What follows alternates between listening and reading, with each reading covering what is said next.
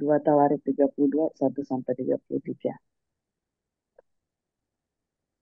Setelah peristiwa yang menunjukkan kesetiaan Hizkia itu, datanglah Sanherib, Raja Asyur, menyerbu Yehuda. Ia mengepung kota-kota berkubu dan berniat merebutnya. Ketika Hizkia mengetahui bahwa Sanherib datang hendak memerangi Yerusalem, ia berunding dengan para panglima dan pahlawannya untuk menutup segala mata air yang terdapat di luar kota, dan mereka itu bersedia membantunya. Maka berkumpullah banyak orang. Mereka menutup semua mata air dan sungai yang mengalir dari tengah-tengah negeri itu. Kata mereka, mengapa raja-raja Asyur harus mendapat banyak air kalau mereka datang? Dengan sekuat tenaga, Hizkia membangun kembali seluruh tembok yang telah terbongkar, mendirikan menara-menara di atasnya, dan tembok yang lain di luarnya.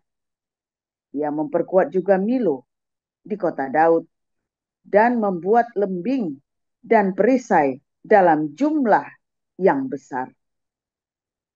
Ia mengangkat panglima-panglima perang yang mengepalai rakyat, menyuruh mereka berkumpul kepadanya di halaman pintu gerbang kota dan menenangkan hati mereka dengan kata-kata, kuatkanlah dan teguhkanlah hatimu. Janganlah takut dan terkejut terhadap Raja Asyur, serta seluruh laskar yang menyertainya, karena yang menyertai kita lebih banyak daripada yang menyertai dia.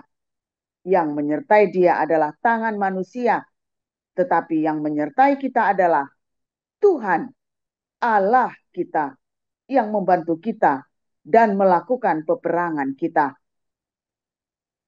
Oleh kata-kata Hizkia, Raja Yehuda itu, rakyat mendapat kepercayaan kembali. Sesudah itu, Sanherib, Raja Asyur, yang sedang mengepung Lakis dengan seluruh kekuatan tentaranya, mengutus beberapa pegawai ke Yerusalem kepada Hizkia, Raja Yehuda, dan kepada semua orang Yehuda yang ada di Yerusalem dengan pesan, beginilah titah Sanherib, Raja Asyur. Apakah yang kamu harapkan? Maka kamu tinggal saja di Yerusalem yang terkepung ini? Bukankah Hizkia memperdayakan kamu supaya kamu mati kelaparan dan kehausan dengan mengatakan, Tuhan Allah kita akan melepaskan kita dari tangan Raja Asyur? Bukankah Hizkia ini yang menjauhkan segala bukit pengorbanan dan mezbah Tuhan itu dan berkata kepada Yehuda dan Yerusalem, hanya di depan satu mezbah kamu harus sujud menyembah dan membakar korban di atasnya? Tidakkah kamu ketahui apa yang aku dan nenek moyangku lakukan terhadap semua bangsa, negeri-negeri lain? Apakah para Allah bangsa-bangsa segala negeri itu pernah berhasil melepaskan negeri mereka dari tanganku? Siapa daripada semua Allah bangsa-bangsa yang sudah ditumpas nenek moyangku itu dapat melepaskan bangsanya dari tanganku? Masakan Allahmu dapat melepaskan kamu dari tanganku? Sekarang, janganlah Hizkia memperdayakan dan membujuk kamu seperti ini. Janganlah percaya kepadanya, karena tidak ada Allah dari bangsa atau kerajaan manapun yang dapat melepaskan bangsanya dari tanganku dan dari tangan nenek moyangku. Lebih-lebih lagi, Allahmu itu takkan dapat melepaskan kamu dari tanganku. Dan masih banyak lagi yang diucapkan pegawai-pegawai Sanherib itu menentang Tuhan Allah dan menentang Hizkia, hambanya. Ia menulis juga surat yang penuh cela dan hujat terhadap Tuhan Allah Israel. Bunyinya, Sebagaimana para Allah bangsa-bangsa segala negeri lain tidak dapat melepaskan bangsanya dari tanganku, demikian pula Allah Hizkia takkan dapat melepaskan bangsanya dari tanganku. Dan mereka berseru dengan suara nyaring dalam bahasa Yehuda kepada rakyat Yerusalem yang ada di atas tembok untuk menakutkan dan mengejutkan mereka supaya mereka dapat merebut kota itu. Mereka berbicara tentang Allah Yerusalem seperti tentang para Allah bangsa-bangsa di dunia adalah buatan tangan manusia. Tetapi oleh karena itu Raja Hizkia dan Nabi Yesaya bin Amos berdoa dan berseru kepada sorga. Lalu Tuhan mengirim malaikat yang melenyapkan semua pahlawan yang gagah perkasa, pemuka dan panglima yang ada di perkemahan Raja Asyur, sehingga ia kemalu-maluan kembali ke negerinya. Kemudian ia ditewaskan dengan pedang oleh anak-anak kandungnya sendiri ketika ia memasuki rumah Allah. Demikianlah Tuhan menyelamatkan Hizkia dan penduduk Yerusalem dari tangan Sanherib Raja Asyur dan dari tangan semua musuhnya. Dan ia mengaruniakan keamanan kepada mereka dari segala penjuru. Banyak orang membawa persembahan ke Yerusalem untuk Tuhan dan barang-barang berharga untuk Hizkia, Raja Yehuda itu. Sejak itu, ia diagungkan oleh semua bangsa. Pada hari-hari itu, Hizkia jatuh sakit, sehingga hampir mati. Ia berdoa kepada Tuhan, dan Tuhan berfirman kepadanya dan memberikannya suatu tanda ajaib. Tetapi Hizkia tidak berterima kasih atas kebaikan yang ditunjukkan kepadanya, karena ia menjadi angkuh, sehingga ia dan Yehuda dan Yerusalem ditimpa murka. Tetapi ia sadar akan keangkuhannya itu dan merendahkan diri bersama-sama dengan penduduk Yerusalem, sehingga murka Tuhan tidak menimpa mereka pada zaman Hizkia. Hizkia mendapat kekayaan dan kemuliaan yang sangat besar. Ia membuat perbendaharaan untuk emas, perak, batu permata yang mahal-mahal, rempah-rempah, perisai-perisai, dan segala macam barang yang indah-indah. Juga tempat perbekalan untuk hasil gandum, untuk anggur dan minyak, dan kandang-kandang untuk berbagai jenis hewan besar, dan kandang-kandang untuk kawanan, kambing, domba. Ia mendirikan kota-kota, memperoleh banyak kambing domba dan lembu sapi, karena Allah mengaruniakan dia harta milik yang amat besar. Hizkia ini juga telah membendung aliran Gihon di sebelah hulu dan menyalurkannya ke hilir ke sebelah barat ke kota Daud. Hizkia berhasil dalam segala usahanya. Demikianlah juga ketika utusan-utusan raja-raja Babel datang kepadanya untuk menanyakan tentang tanda ajaib yang telah terjadi di negeri. Ketika itu Allah meninggalkan dia untuk mencobainya supaya diketahui segala isi hatinya.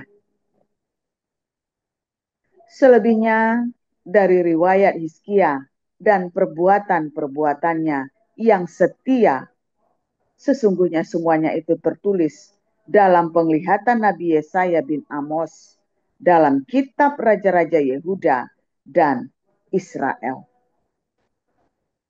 Kemudian Hizkia mendapat perhentian bersama-sama dengan nenek moyangnya dan dikuburkan di pendakian ke pekuburan anak-anak Daud.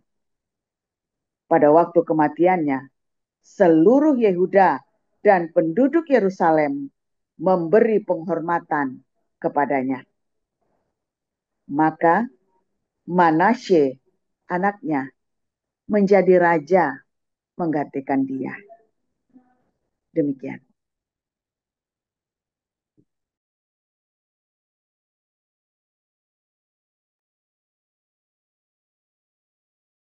Baik, saya lanjutkan ya, Yohanes 4 ayat 1. Ketika Tuhan Yesus mengetahui bahwa orang Farisi telah mendengar bahwa ia memperoleh dan membaptis murid lebih banyak daripada Yohanes, meskipun Yesus sendiri tidak membaptis, melainkan murid-muridnya, ia pun meninggalkan Yudea dan kembali lagi ke Galilea. Ia harus melintasi daerah Samaria, maka sampailah ia ke sebuah kota di Samaria yang bernama Sikhar, dekat tanah yang diberikan Yakub dahulu kepada anaknya Yusuf. Disitulah terdapat sumur Yakub. Yesus sangat letih dan oleh perjalanan, karena itu ia duduk di pinggir sumur itu. Hari kira-kira pukul 12. Maka datanglah seorang perempuan Samaria hendak menimba air. Kata Yesus kepadanya, "Berilah aku minum, sebab murid-muridnya telah pergi ke kota membeli makanan." Maka perempuan Samaria itu kepadanya, "Masakan engkau seorang Yahudi minta minum kepadaku seorang Samaria?" Sebab orang Yahudi tidak bergaul dengan orang Samaria. Jawab Yesus kepadanya, "Jikalau engkau tahu tentang karunia Allah dan siapakah dia yang berkata kepadamu, berilah aku minum, niscaya engkau telah meminta kepadanya, dan ia telah memberikan kepadamu air hidup." Kata perempuan itu kepadanya, "Tuhan, engkau tidak punya timba dan sumur ini amat dalam. Dari manakah engkau memperoleh air hidup itu? Adakah engkau lebih besar daripada bapa kami Yakub yang memberikan sumur ini kepada kami dan yang telah minum sendiri dari dalamnya, ia serta anak-anaknya dan ternak-ternaknya?" Jawab Yesus kepadanya, "Barang siapa minum air ini, ia akan haus lagi.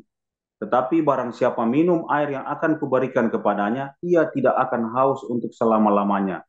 Sebaliknya, air yang akan kuberikan kepadanya akan menjadi mata air di dalam dirinya." Yesus terus-menerus memancar sampai kepada hidup yang kekal. Saya ulangi, yang terus-menerus memancar sampai kepada hidup yang kekal. Kata perempuan itu kepadanya, "Tuhan, berikanlah aku air itu supaya aku tidak haus dan tidak usah datang lagi ke sini untuk menimba air." Kata Yesus kepadanya, "Pergilah, panggillah suamimu dan datang ke sini." Kata perempuan itu, "Aku tidak mempunyai suami." Kata Yesus kepadanya, "Tetapi katamu bahwa engkau tidak mempunyai suami, sebab engkau sudah mempunyai 5 suami dan yang ada sekarang padamu bukanlah suamimu. Dalam hal ini engkau berkata benar." Kata perempuan itu kepadanya, "Tuhan, nyata sekarang padaku bahwa engkau seorang nabi. Nenek moyang kami menyembah di atas gunung ini, tetapi kamu katakan bahwa Yerusalemlah tempat orang menyembah." Kata Yesus kepadanya, "Percayalah kepadaku, hai perempuan, saatnya akan tiba bahwa kamu akan menyembah Bapa bukan di gunung ini dan bukan juga di Yerusalem. Kamu menyembah apa yang tidak kamu kenal, kami menyembah apa yang kami kenal. Sebab keselamatan datang dari bangsa Yahudi. Tetapi saatnya akan datang dan sudah tiba sekarang bahwa penyembah-penyembah benar akan menyembah Bapa dalam roh dan kebenaran. Sebab Bapa menghendaki penyembah-penyembah demikian. Allah itu roh, dan barang siapa menyembah dia harus menyembah dalam roh dan kebenaran." Jawab perempuan itu kepadanya, "Aku tahu bahwa Mesias akan datang, yang disebut juga Kristus. Apabila ia datang, ia akan memberikan segala sesuatu kepada kami." Kata Yesus kepadanya, "Akulah dia yang sedang berkata-kata dengan engkau." Pada waktu itu datanglah murid-muridnya dan mereka heran bahwa ia sedang bercakap-cakap dengan seorang perempuan. Tetapi tidak seorang pun yang berkata, "Apa yang engkau kehendaki?" atau "Apa yang engkau percakapkan dengan dia?" Maka perempuan itu meninggalkan tempayannya di situ lalu pergi ke kota dan berkata kepada orang-orang yang di situ, "Mari lihat, di sana ada seorang yang mengatakan kepadaku segala sesuatu yang telah kuperbuat. Mungkinkah dia Kristus?" Maka mereka pun pergi keluar kota lalu datang kepada Yesus. Sementara itu murid-muridnya mengajak dia, katanya, Rabi, makanlah. Akan tetapi ia berkata kepada mereka, padaku ada makanan yang tidak kamu kenal. Maka murid-murid itu berkata seorang kepada yang lain, adakah orang yang telah membawa sesuatu kepadanya untuk dimakan? Kata Yesus kepada mereka, makananku ialah melakukan kehendak Dia yang mengutus aku dan menyelesaikan pekerjaannya. Bukankah kamu mengatakan 4 bulan lagi tibalah musim menuai? Tetapi aku berkata kepadamu, lihatlah sekelilingmu dan pandanglah ladang-ladang yang sudah menguning dan matang untuk dituai. Sekarang juga penuai telah menerima upahnya, dan ia mengumpulkan buah untuk hidup yang kekal, sehingga penabur dan penuai sama-sama bersuka cita. Sebab dalam hal ini, benarlah peribahasa yang seorang menabur dan yang lain menuai. Aku mengutus kamu untuk menuai apa yang tidak kamu usahakan. Orang-orang lain berusaha dan kamu datang memetik hasil mereka. Dan banyak orang Samaria dari kota itu telah menjadi percaya kepadanya karena perkataan perempuan itu yang bersaksi. Ia mengatakan kepada aku segala sesuatu yang telah kuperbuat. Ketika orang Samaria itu sampai kepada Yesus, mereka meminta kepadanya supaya ia tinggal pada mereka. Dan ia pun tinggal di situ 2 hari lamanya. Dan lebih banyak lagi orang yang percaya karena perkataannya. Dan mereka berkata kepada perempuan itu, kami percaya tetapi bukan lagi karena apa yang kau katakan, sebab kami sendiri telah mendengar dia, dan kami tahu bahwa dialah yang benar-benar juru selamat di dunia. Dan setelah 2 hari itu Yesus berangkat dari sana ke Galilea, sebab Yesus sendiri telah bersaksi bahwa seorang nabi tidak dihormati di negerinya sendiri. Maka setelah ia tiba di Galilea, orang-orang Galilea pun menyambut dia, karena mereka telah melihat segala sesuatu yang dikerjakannya di Yerusalem pada pesta itu. Sebab mereka sendiri pun turut ke pesta itu. Maka Yesus kembali lagi ke Kana di Galilea, di mana ia membuat air menjadi anggur, dan di Kapernaum ada seorang pegawai istana, anaknya yang sedang sakit. Ketika ia mendengar bahwa Yesus telah datang dari Yudea ke Galilea, pergilah ia kepadanya lalu meminta supaya ia datang untuk menyembuhkan anaknya, sebab anaknya itu hampir mati. Maka kata Yesus kepadanya, jika kamu tidak melihat tanda dan mujizat, kamu tidak percaya. Pegawai istana itu berkata kepadanya, Tuhan, datanglah sebelum anakku mati. Kata Yesus kepadanya, pergilah anakmu hidup. Orang itu percaya akan perkataan yang dikatakan Yesus kepadanya, lalu pergi. Ketika ia masih di tengah jalan, hamba-hambanya telah datang kepadanya dengan kabar bahwa anaknya hidup. Ia bertanya kepada mereka, pukul berapa anak itu mulai sembuh? Jawab mereka, kemarin siang pukul 1 demamnya hilang. Maka teringatlah ayah itu bahwa saat itulah Yesus berkata kepadanya, anakmu hidup. Lalu ia pun percaya dan seluruh keluarganya. Dan itulah tanda kedua yang dibuat Yesus ketika ia pulang dari Yudea ke Galilea. Baik, terima kasih Pak Mulyo. Haleluya, haleluya, firman Tuhan selalu baru. Jika kita menanti-nantikan Tuhan dengan penuh cinta, dengan penuh semangat, kesetiaan, ya, berbuat baik. Ya, jangan lupa berbuat baik setiap hari. Ingat-ingat, tiap pagi bangun, aku mau bikin baik apa hari ini. Ya, minimum 2 hal bisa kamu lakukan. Kamu mau kasih makan siapa? Ya, kemana kamu mau kasih makan orang miskin? Pak, saya miskin Pak. Bisa berbagi nasimu, saudara. Jangan khawatir. Selama kamu punya beras, masak, ya, bikin 2 bungkus, 1 buat kamu, 1 buat orang lain. Ya, minimum seminggu sekali kamu lakukan itu, saudara ya. Semiskin apapun kamu. Serius, saudara kamu. Nah, 2, ampuni. Siapa yang menyakiti kamu tadi malam? Siapa yang menyakiti kamu kemarin? Ya, kamu ucapan berkat, aku ampuni kamu dalam nama Yesus. Minimum 2 hal itu kamu bisa lakukan setiap hari. Ya. Dan 2 hal itu yang akan membersihkan hatimu setiap hari. Ya. 2 hal itu akan membersihkan mata air, sumber mata air. Ya. Kulah hatimu itu kan adalah kulahmu. Nah, Maka itu adalah sumber mata air kehidupanmu.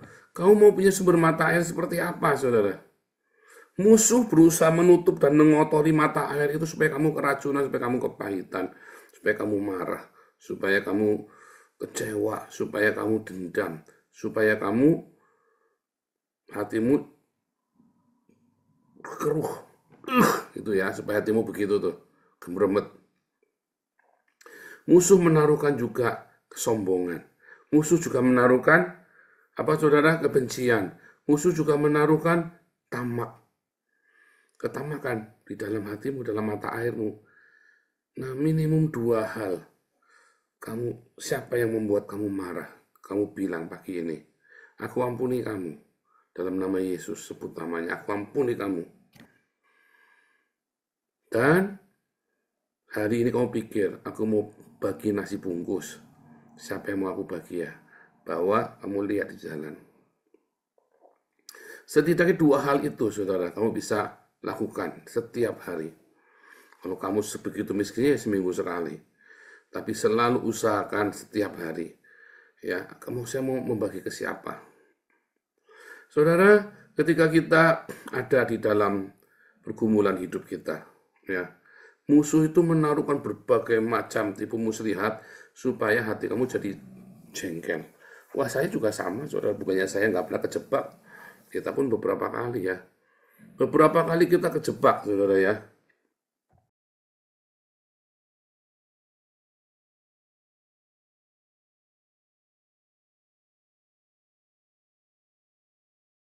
Sebentar ya.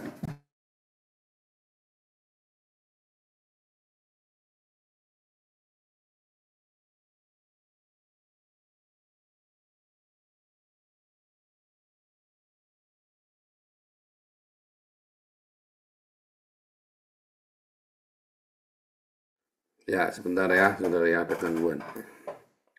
Harus cepat diatasi ya. Jadi saudara, tiap hari musuh akan taruhkan ide-ide jahat di hatimu. Pertama di pikiran dulu. Kamu biarin. Kamu gak cepat-cepat usir. Masuk ke hatimu berhari-hari, saudara. Akhirnya mata airmu jadi keruh. Itu semua musuh kalau perang, mata air dulu dirusak, saudara. Ya, mata air dulu. Kecuali Israel. Perang malah ngasih air. Gaza ya, baik banget ya.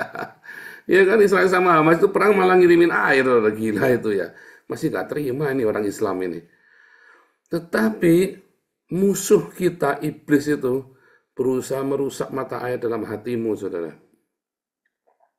Nah, iblis itu berusaha merusak mata airmu dengan apa? Dengan kamu tidak melakukan kebaikan hari ini.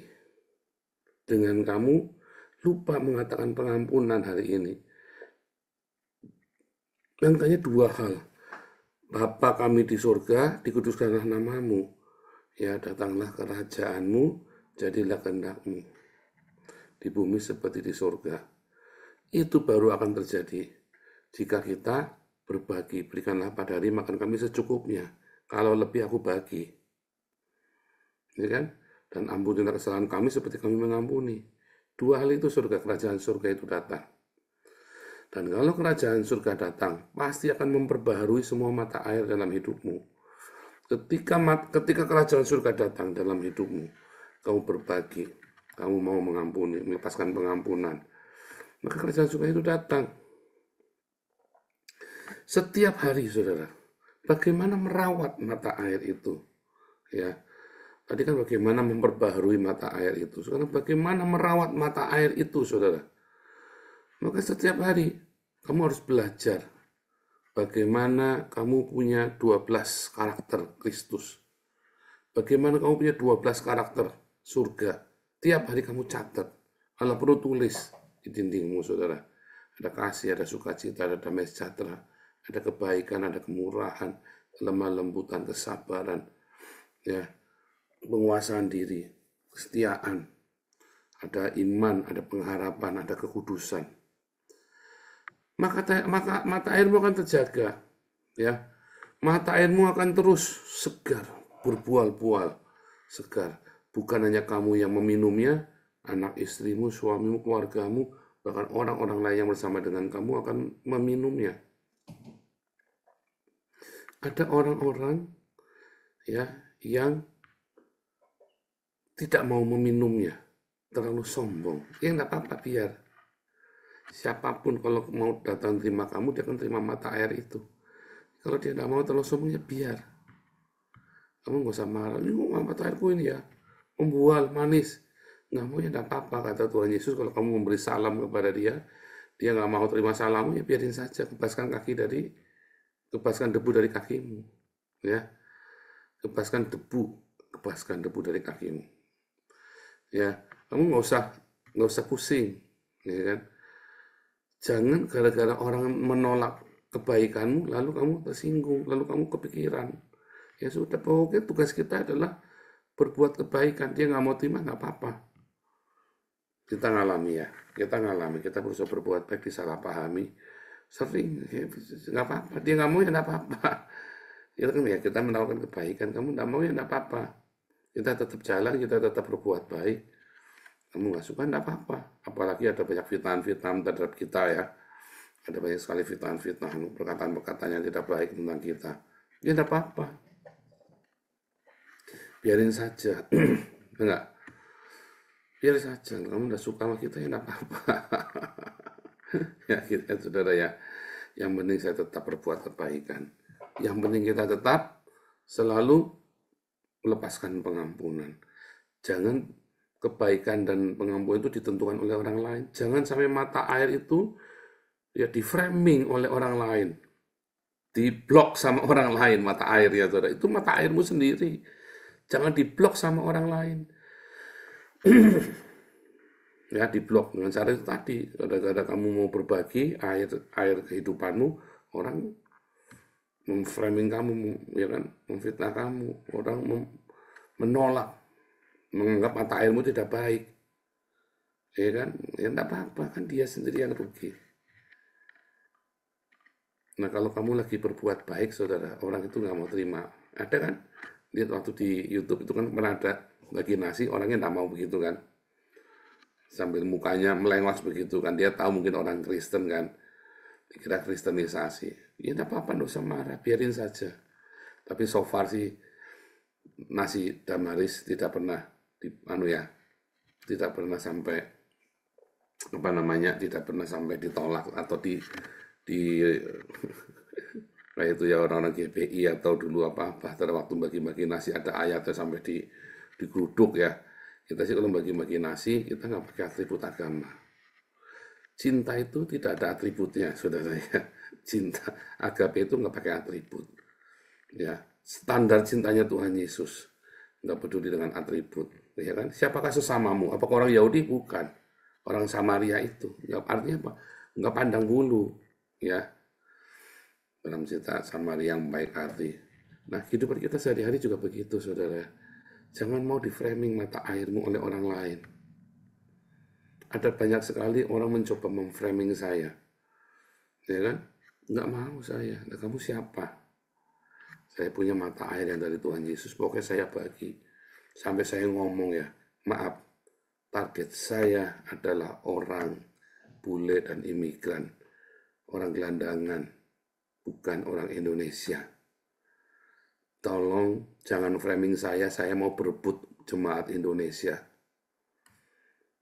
Saya menginjil, saya turun ke jalan. Nggak perlu berebut, saya turun ke jalan. Ya, saudara ya. Saya nggak datengin orang Kristen buat jadi jemaat saya. Sorry ya, emang gua cowok apaan. Saya turun ke jalan, saya penginjilan, saudara. Saya turun ke daerahnya gelandangan-gelandangan.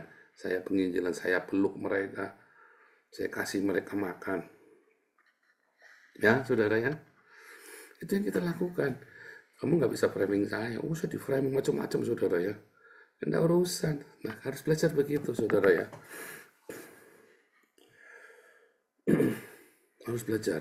Ya, Bu Marjuni tahu tuh ya, katanya ada banyak yang suka sama saya. Emang saya salah apa sama mereka? Minta utang aja sama mereka saya nggak pernah. Salah apa? Nah, itu saudara, di framing. Utang aja kita nggak pernah. Tapi orang memframing ya, banyak yang nggak suka. Emang kenapa kalau nggak suka? Saya salah apa sama mereka? Utang aja nggak pernah. Ya kan? Nah, framing katanya saya ngambil jemaat orang nanti takut ini. Ya, nggak urusan, saudara ya. Nah, itu ya, saudara ya, jangan takut. Jangan takut di framing. Yang penting kamu tetap berbuat baik. Oh, jangan, kita tidak butuh perbuatan baik. Ya sudah, tidak usah terima. Dan kamu, kalau dia tidak mau, ya nggak usah maksa.